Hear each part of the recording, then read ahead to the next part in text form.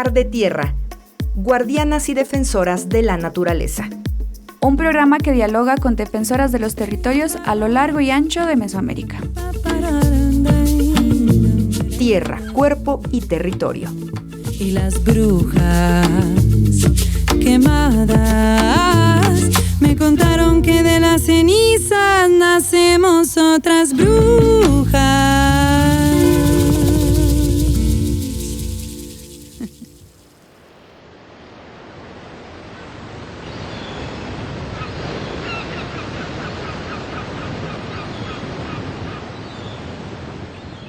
La División Internacional del Trabajo consiste en que unos países se especializan en ganar y otros en perder.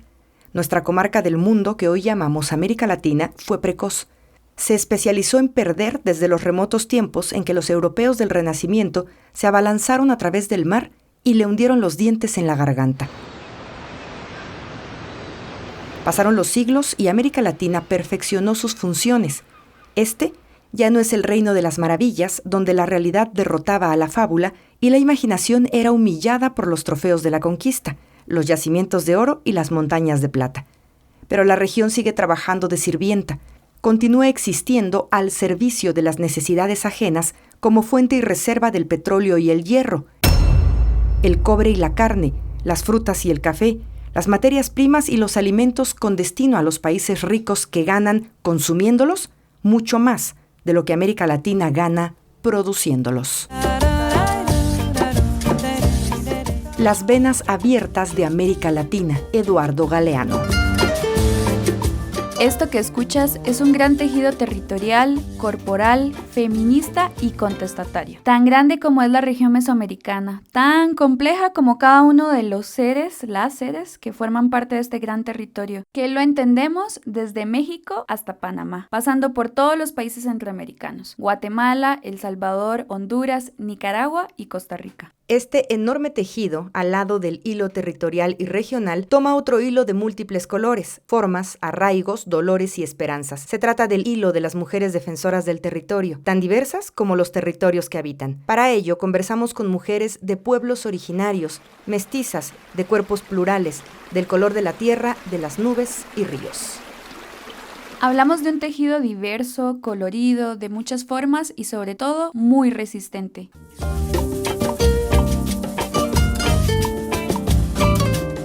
Esto es Arde Tierra, una experiencia radiofónica sobre los saberes de defensa de los territorios mesoamericanos, sobre sus sueños, pesadillas, resistencias, alegrías y dolores, y también sobre sus esperanzas. Somos Neri Chávez García y Sandra Luz Cruz Fuentes. Esto es Arde Tierra, una producción radiofónica construida desde Mesoamérica con el apoyo fundamental de la colectiva Caminando de Costa Rica.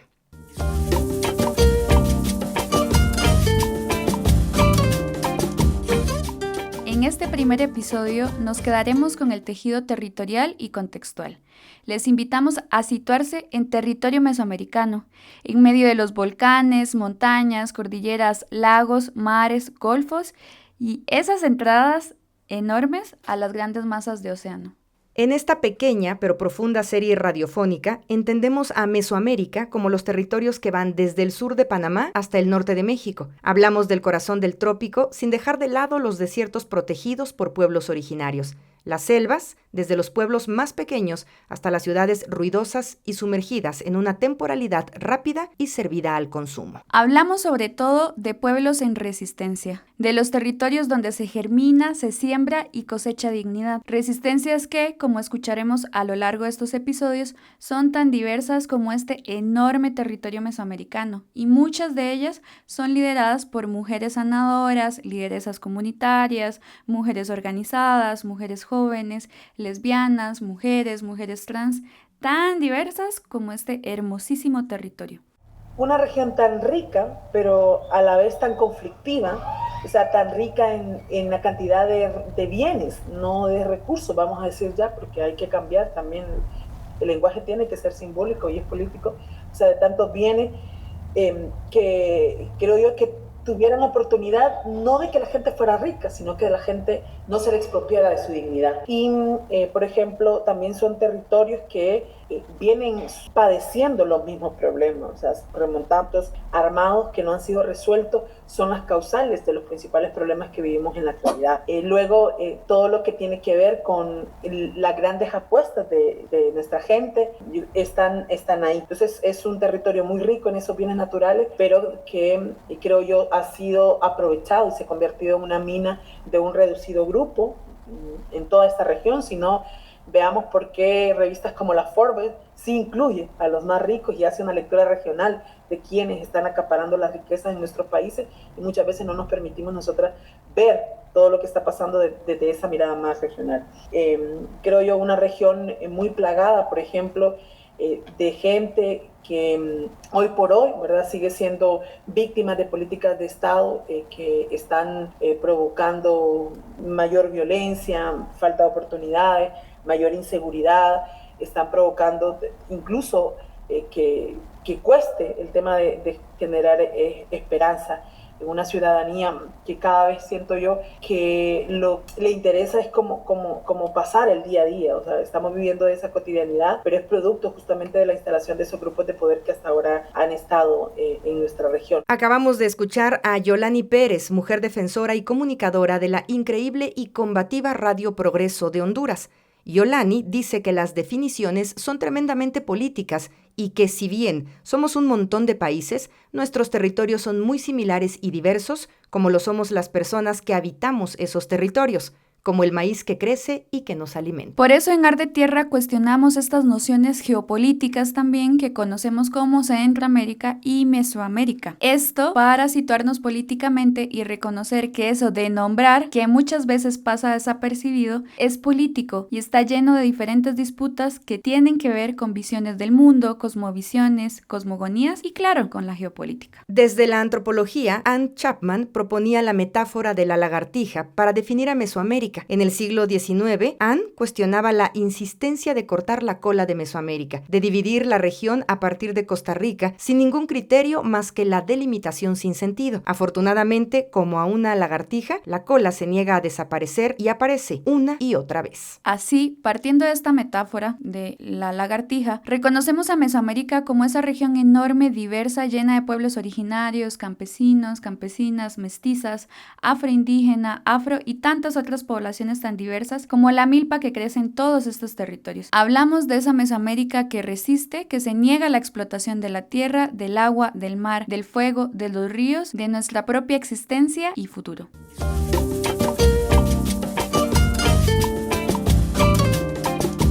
En este episodio conversamos con diferentes comunicadoras comunitarias y defensoras del territorio sobre sus entornos políticos, económicos y sociales. Escucharemos a la compañera Maya Quechi Shahim y a Dulce desde Ishimuleo, ese territorio que hoy conocemos como Guatemala. También vamos a escuchar a Yolani de Radio Progreso de Honduras, a Norma Ramírez y a Sharon Pringle, ambas defensoras del territorio en El Salvador y Panamá, comunicadoras y poetas. A todas les agradecemos muchísimo por tejer nuestra palabra con la suya y la de todas las personas que nos escuchan.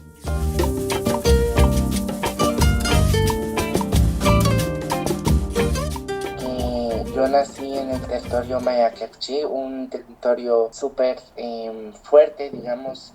Fue el último territorio en el que pudieron entrar los españoles. Duraron un poquito más de 100 años en poder entrar a nuestro territorio. Conocido también ancestralmente por los otros pueblos como Tezulutlán, por la forma combativa que tenía este pueblo. Teníamos muchas estrategias. Hoy todavía hay muchas estrategias de defensa, como la palabra. Hoy por hoy ustedes miran a las mujeres mayaclachis todavía con una fuerza muy, muy impresionante, ¿verdad? Ahí seguimos armonizando con otras mujeres de otros pueblos mayas porque nos miran como las putas, las brujas, nos miran a nosotras como las mayoras por la forma, la gestualidad, por muchas cosas, ¿no? Entonces, en este contexto es que está el territorio maya Kerchí, con la primera invasión de los españoles. Luego llega la invasión de los nazis que perdieron la guerra en Europa, y vienen estos alemanes acá. El presidente de turno les ofrece a estos alemanes tierra a cambio de violencia sexual de mujeres indígenas. Es decir, cuántas mujeres ellos violaban, embarazaban y les parían hijos, era la cantidad de tierra que se les daba, ¿no? Entonces, a través de ahí viene una disputa, se incrementa. Todas estas disputas como que se van incrementando unas con las otras, ¿no? Cuando me nombraba feminista comunitaria territorial, nombrábamos como la convergencia patriarcal, que venía la ruptura entre el mismo pueblo maya con los hombres, porque ya había una desarmonización con los hombres. Y esto no lo digo sola yo, esto lo dicen las abuelas. Una mujer con un estilo de vida diferente les va a decir que quienes sufrieron la llegada de los Caxlanguín, o sea, de los hombres blancos, fueron los hombres, no las mujeres. Las mujeres ya sufríamos antes de eso, van a decir ellas en su palabra, ¿no? Entonces, toda esta desarmonía interna se entrama con los españoles y finalmente con los alemanes, que esto ha sido brutal. Ha habido una disputa por nuestros territorios y por los cuerpos de las mujeres, pero a un nivel de tortura sexual, a un nivel donde los padres blancos heredan a sus hijos blancos, cómo violar en grupo a mujeres indígenas, cómo embarazar, cómo pactar con los hombres indígenas ante estas violencias sexuales. O sea, hay como un modelo de familia donde se violenta la tierra y los cuerpos de las mujeres, ¿verdad? Principalmente de las mujeres y de las niñas. Entonces, este contexto sigue evolucionando. Como nosotras decimos, el patriarcado parece menú de McDonald's o iglesia evangélica, porque evoluciona de acuerdo al contexto económico que hay, ¿verdad? Y al contexto de todo lo que vivimos y las intenciones que tienen en nuestro territorio. Pasaban dos fenómenos a mi criterio, esto sí lo digo de manera personal, en que las comunidades estaban haciendo revueltas en contra de los terratenientes, como lo que ya ustedes sabrán del territorio Ixilo, ustedes lo pueden investigar también, no se los voy a contar yo. Y al mismo tiempo que se empiezan a ver estas revueltas en los territorios, empieza a haber toda esta disputa primero intelectual de los estudiantes y de la izquierda ladina, de los blancos, y empieza a haber como un levantamiento de personas indígenas en sus territorios y de personas ladino-mestizas, y muchas veces se confunde y se dice que la izquierda de Guatemala estaba en los pueblos indígenas. La resistencia armada de los pueblos no era de izquierda, fue cooptada por una izquierda que se empezó a creer salvaguardadora de los pueblos, pero la resistencia de nosotras ha venido mucho antes de la izquierda y mucho antes de sus aportes, que fueron importantes, no digo que no, intelectuales en contra de las dictaduras y de los gobiernos.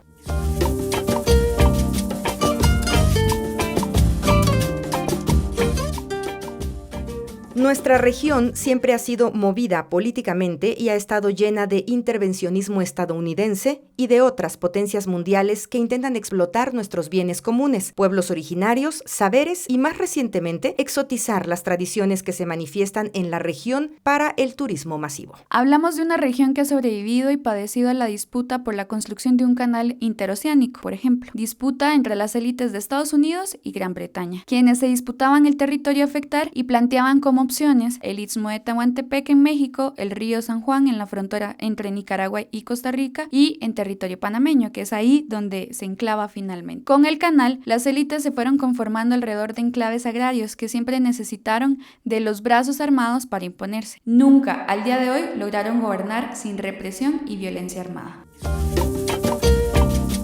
Tierra, cuerpo y territorio.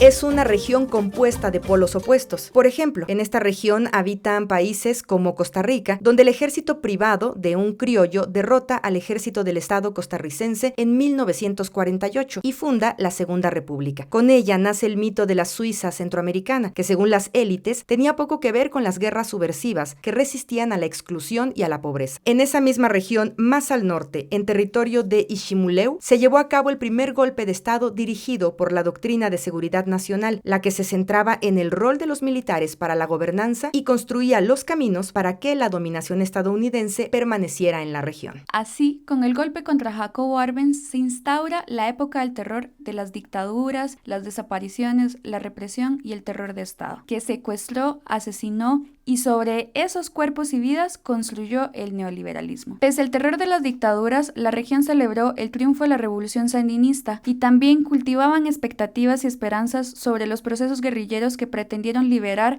a El Salvador y a Guatemala, mientras en otros territorios como Costa Rica y Honduras se construía la contra y largos procesos de intervencionismo para hacer retroceder al sandinismo y a los procesos subversivos en El Salvador y en Guatemala. Los polos que hoy parecieran no desaparecer y se alimentan de un largo legado de sangre, dolor y llanto para la instauración del sistema neoliberal que diversifica la ventana de oportunidades para la explotación de nuestros bienes comunes, cuerpos y proyectos. Con el neoliberalismo afloraron la criminalidad, la inseguridad, las maras y pandillas, las nulas oportunidades para las personas jóvenes, mujeres, pueblos originarios y un largo etcétera. Escuchemos a Norma desde El Salvador y a Dulce desde Ishimuleo sobre lo que ellas consideran que es la región y el contexto de Mesoamérica. Este gobierno, que es encabezado por el presidente Nayib Bukele, ha significado retroceso, ¿verdad? Como decía, en materia democrática, porque, por ejemplo, para ilustrarlo mejor, en su primer día de gobierno, el 2 de junio de 2019,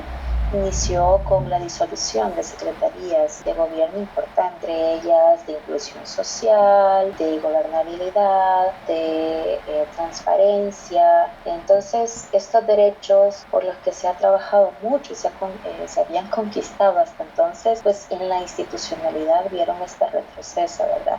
Desaparecen como figuras que se justificó, se iban a incluir en otras dependencias que ya existían, pero en la práctica su trabajo, su accionar desaparece. Entonces, así inició pues esta tendencia, ¿verdad? De un gobierno autoritario que en este momento está utilizando la narrativa, sobre todo en las redes sociales, o la narrativa oficial la está posicionando como que es un gobierno que atiende a las demandas populares, que escucha a la gente, que trabaja por los temas más sensibles. Uno de ellos, por ejemplo, la seguridad. La tortilla, que es un alimento básico de la dieta de las y los salvadoreños, en los últimos meses ha sido la más cara de toda la historia. Y esto también vincula a lo que está sucediendo en el sector agrícola, que ha sido olvidado de las políticas públicas, el aporte que se puede dar, muy poco, nada más se entrega un paquete agrícola que es desde hace algunos años un programa gubernamental para aportar o para ayudar a agricultores y agricultoras pequeños, pero no cubre la necesidad que tiene el agro pequeño, el agro local, para subsistir o para poder enfrentar, ¿no?, toda la crisis o toda la falta, la ausencia de apoyo para potenciar la agricultura nacional o la agricultura local. Se suma a las afectaciones o los problemas que enfrentan los agricultores la crisis climática que estamos viviendo, no solamente aquí en El Salvador, sino en el mundo, ¿verdad? Aquí ya se siente el aumento de las temperaturas, ha significado debilitamiento de cultivos, las lluvias cuando están cayendo, que son muy fuertes, precipitaciones muy fuertes acompañadas de vientos y otros fenómenos agravados por la crisis climática, también en pérdidas de cultivos. Muchos pequeños agricultores sobre todo están perdiendo cultivos. Entonces, digamos que es como una suma de factores que no se analizan de esa manera, de forma integral en el país, pero que están significando problemas para la población en lo económico, para los agricultores y agricultoras.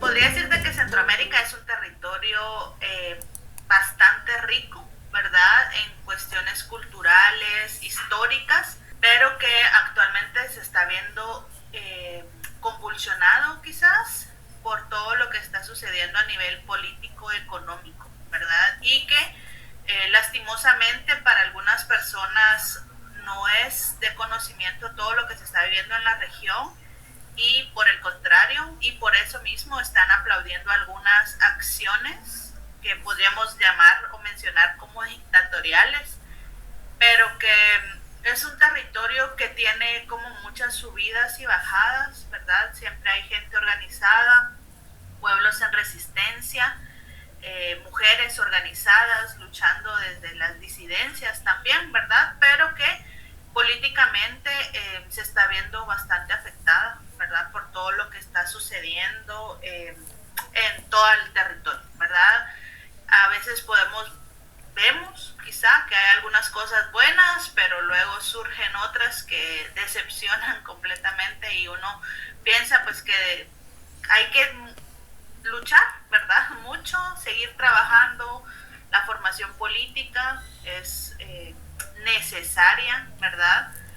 Y pues que también un poco las redes sociales están jugando un papel muy importante para algunos poder comprender la situación y para otros distorsionarla completamente, ¿verdad? Entonces están como polarizando la sociedad frente a esto. Sí, yo creo, ¿verdad?, que el autoritarismo se ha permitido de alguna forma en el territorio porque los gobiernos no han sido capaces de resolver algunas problemáticas estructurales. En el caso de El Salvador, por ejemplo, ¿verdad?, estas acciones de Bukele, ¿verdad?, que se ven como buenas acciones al contraatacar a las pandillas, pero que finalmente son acciones dictatoriales, ¿verdad? Entonces creo que ahí va el vínculo, ¿verdad?, de la necesidad de la formación política, y porque esta falta de formación hace que las personas alaben de cierta forma estos autoritarismos, ¿verdad? Y en algún momento lo desean incluso para sus propios territorios. Entonces creo que ahí es, ¿verdad?, donde existe esta necesidad.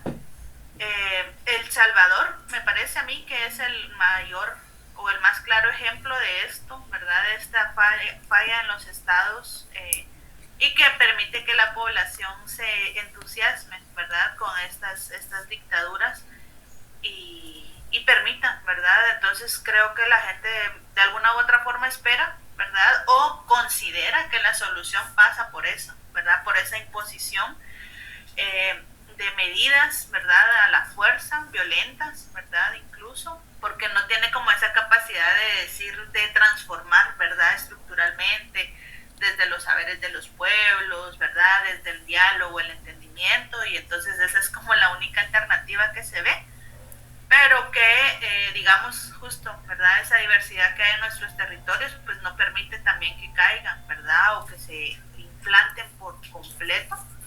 El 2024 ha sido un año cargado de diferentes procesos políticos que se gestaron desde mucho tiempo atrás. Tenemos una región que por poco atravesó un nuevo golpe de Estado en Guatemala para evitar la llegada de Bernardo Arévalo, una Nicaragua gobernada por Daniel Ortega y Rosario Murillo, que traicionaron el legado de Sandino y del Frente Sandinista de Liberación Nacional. En El Salvador, Nayib Bukele ha concentrado el poder en su propia figura y logró asegurar un segundo gobierno, pese a que en la Constitución política de ese país lo prohíbe abiertamente. Hoy, Bukele gobierna en medio de un estado de excepción que, lejos de ser algo de emergencia, se ha convertido en la norma. Volvamos con Norma Ramírez.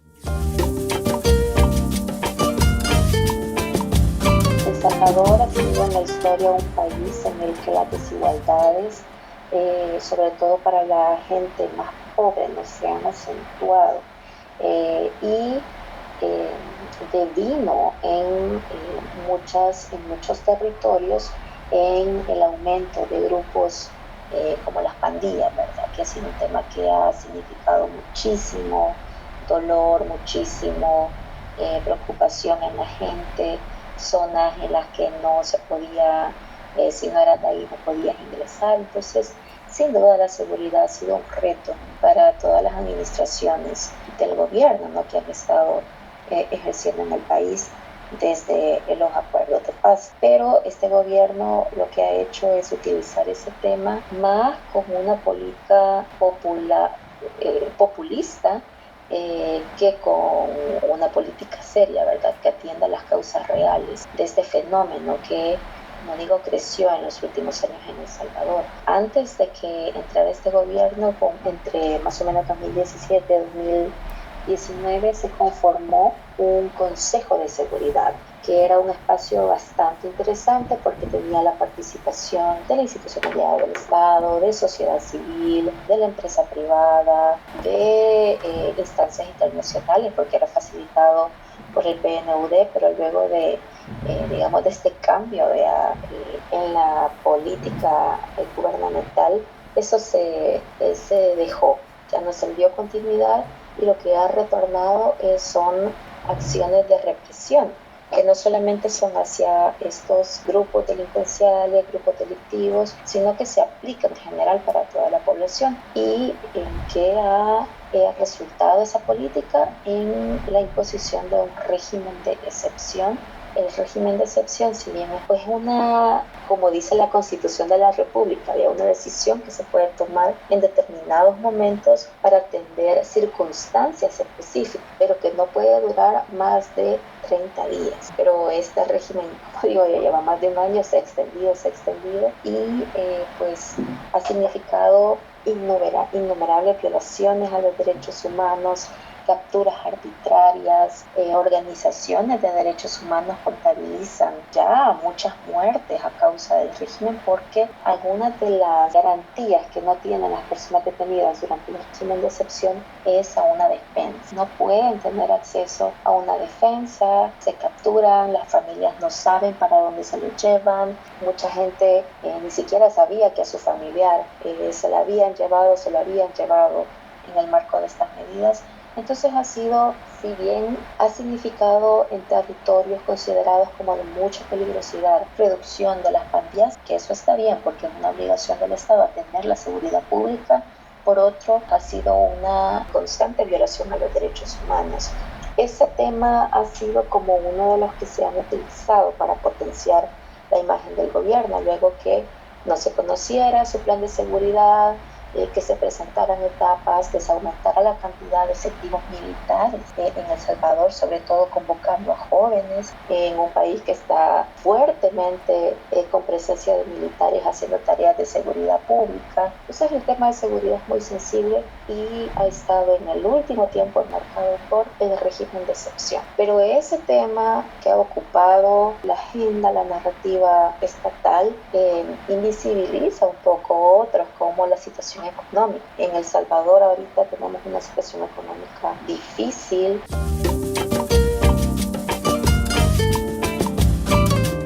Costa Rica se une a la ola ultraconservadora que en la actualidad encabeza Javier Milei en Argentina y sobrevive a la improvisación, autoritarismo y represión de Rodrigo Chávez. Paralelo a ello, los escenarios de violencia extrema y el repunte de los homicidios dejan en evidencia el alto costo que deja el neoliberalismo y que Costa Rica no es ninguna excepción en la región. Frente a la criminalidad, los regímenes de excepción son elegidos como la línea de acción más importante. En Honduras, Xiomara Castro, que a pesar de ser un gobierno proclamado como de izquierda y popular, instaló el régimen de excepción y ha enfrentado una serie de escenarios violentos en las calles y en los centros penales. Escuchemos a Yolani de Radio Progreso. Y aquí lo digo como ciudadana de este país, yo me sentí muy alegre cuando la presidenta llegó al poder, porque también creo yo que es un reconocimiento, más allá de Xiomara, un reconocimiento de los aportes que las mujeres hemos desarrollado, ¿no? Y que por primera vez un país tan machista, tan patriarcal como Honduras se permitiera votar por una mujer e identificar en esa mujer las capacidades, porque también eso es como siento yo muy importante decirlo, Xiomara Castro llegó con toda la legitimidad, o sea, es de los gobiernos más legítimos en la historia de Honduras. Lo que pasa es que ahí la historia no se acababa, la historia comenzaba. Es un avance importantísimo, ¿verdad? Yo creo que hay que reconocerlo y hay que decirlo.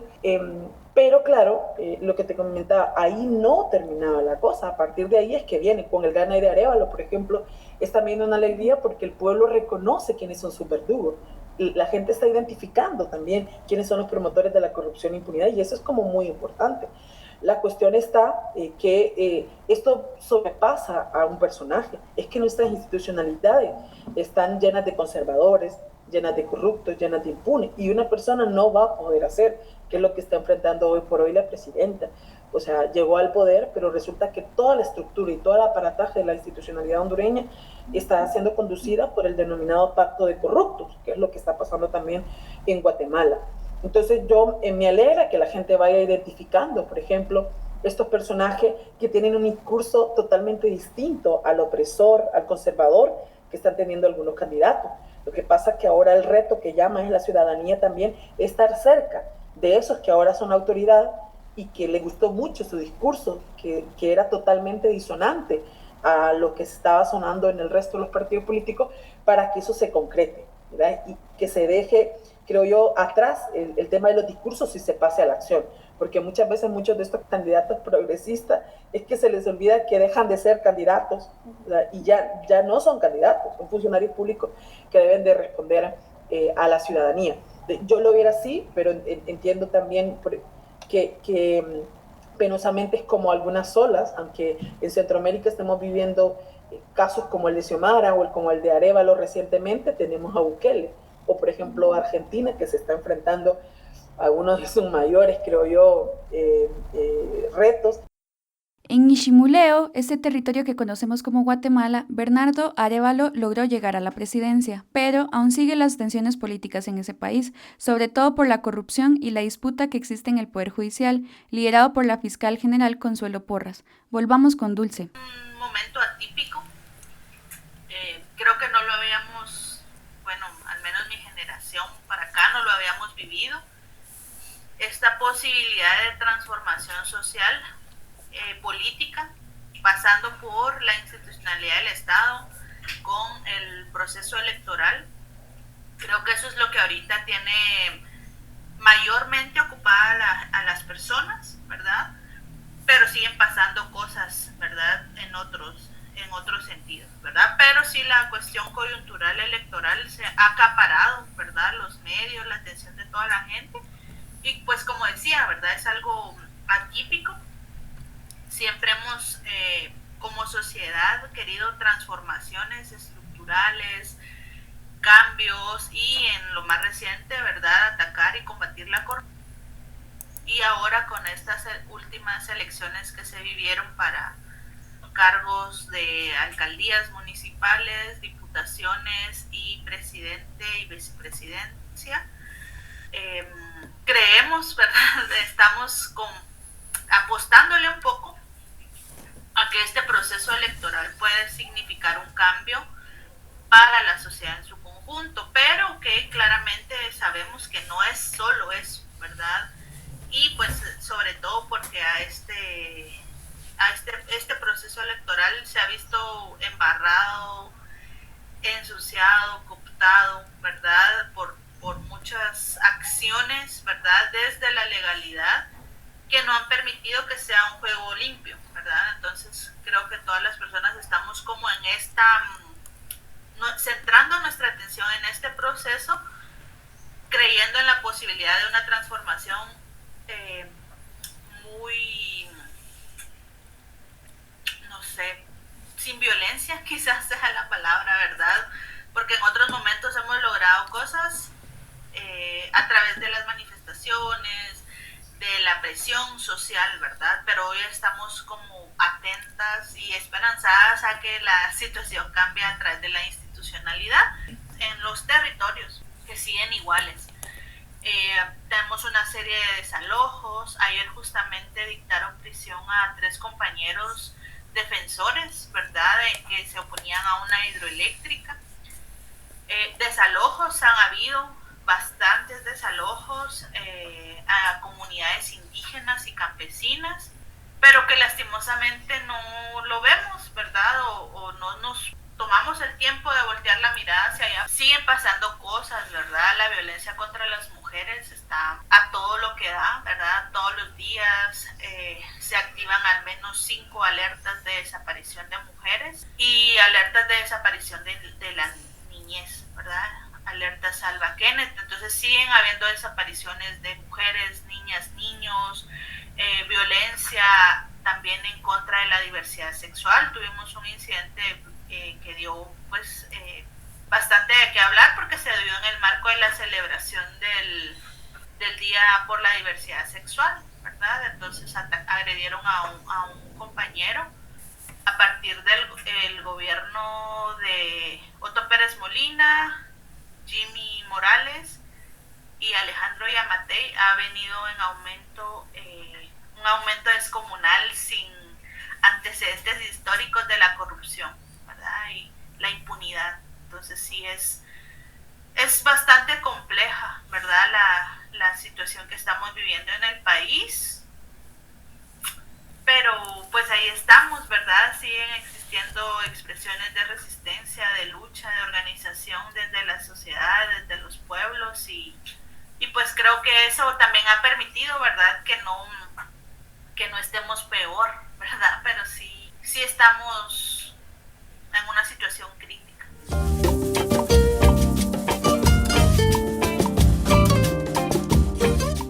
Por otro lado, en México, fue electa la primera mujer presidenta en la historia de ese país. Sin embargo, la noticia no fue bien recibida por distintos pueblos originarios. Su preocupación va por las diferentes tensiones existentes entre Claudia Sheinbaum y el movimiento de mujeres y feminista, hasta la represión y los diversos ataques contra los pueblos originarios, como cuando Claudia creó una secretaría destinada a los pueblos en la Ciudad de México. Luego, dicha secretaría construyó una especie de catálogo de los pueblos y en ese catálogo se borran a muchísimos pueblos originarios de la ciudad. Este catálogo se ve con mucha sospecha, pues también en la jefatura de Claudia en la Ciudad de México se promovió la gentrificación y se inició la transformación de la ciudad para recibir al próximo Mundial de Fútbol. Escuchemos las declaraciones finales de la Asamblea Nacional por el Agua y la Vida, sobre todo, principalmente sobre su lectura del gobierno que inició en octubre de este año.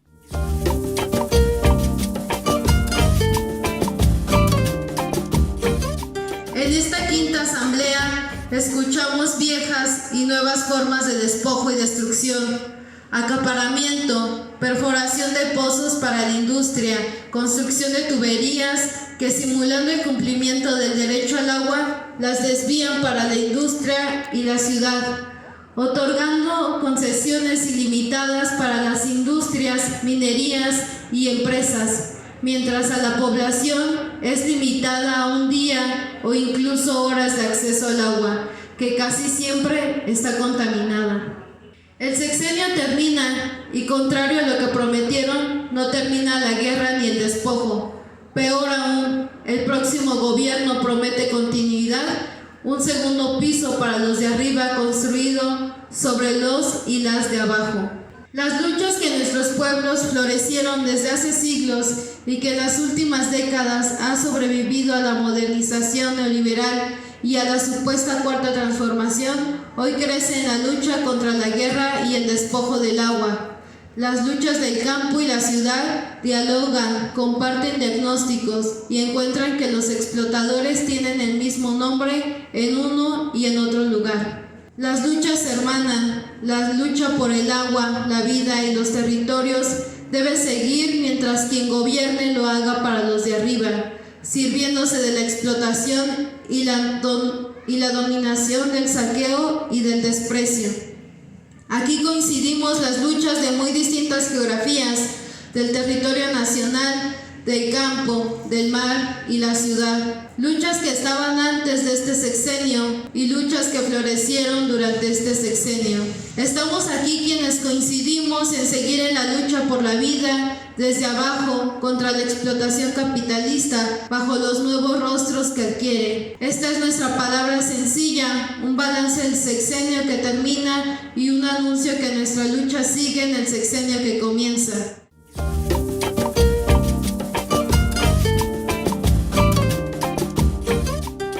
Es complejo que en tan poco tiempo podamos abordar una región en la que se multiplican los obstáculos, las tensiones y las necesidades de las personas.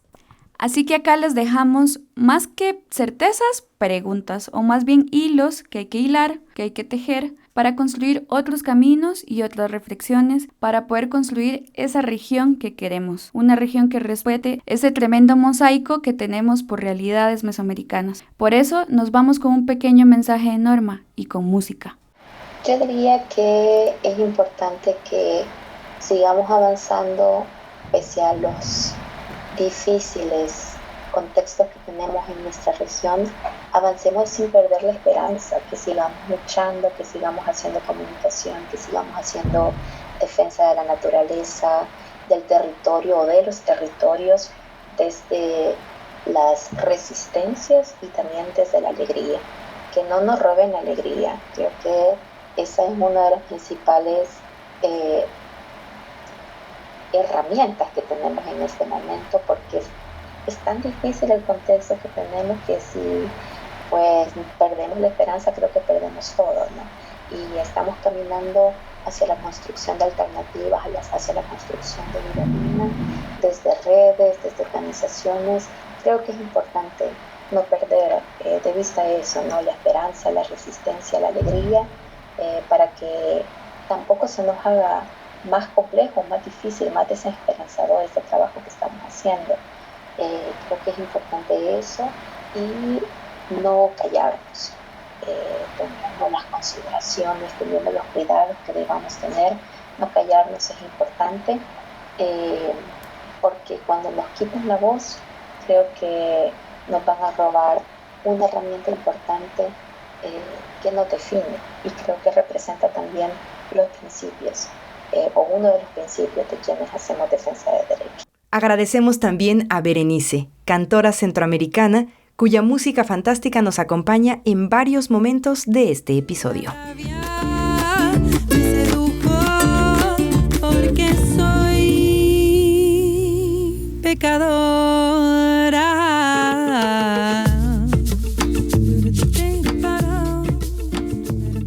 Esto es Arde Tierra. No duden en escribirnos o contactarnos a través de las redes de la colectiva Caminando en Instagram, Facebook y en la página web colectivacaminando.com. Saludos.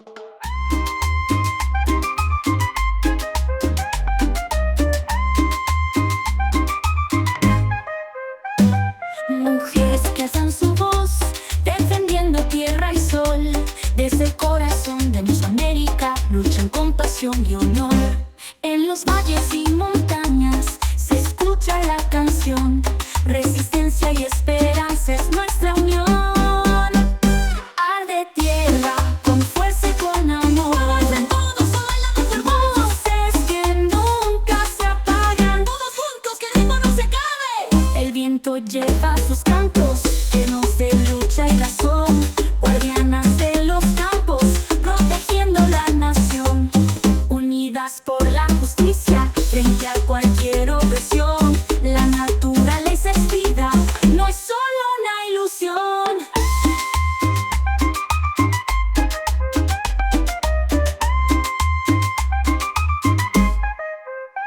Arde tierra, alzan su voz, defendiendo tierra y sol. Desde el corazón de Mesoamérica luchan con pasión y honor. En los valles y montañas se escucha la canción. Resistencia y esperanza es nuestra unión. Arde tierra con fuerza y con amor. Todos bailando por voces que nunca se apagan. Todos juntos que el ritmo no se acabe.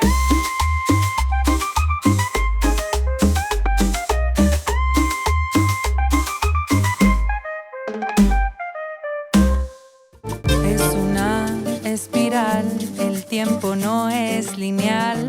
La tierra es de quien la trabaja por la mañana con sus hermanas. Arde Tierra, guardianas y defensoras de la naturaleza. Un programa que dialoga con defensoras de los territorios a lo largo y ancho de Mesoamérica. Fases del tiempo vengo a conocer. Fases de la luna que en su cintura cura la espuma de su laguna y dice cuándo sembrar, cuándo podar, cuándo cosechar. Dice cuándo sembrar, cuándo podar, cuándo cosechar. Escúchanos en la plataforma que prefieras, YouTube, Spotify o en tu radio comunitaria local o en la página web de la Colectiva Caminando, colectivacaminando.com.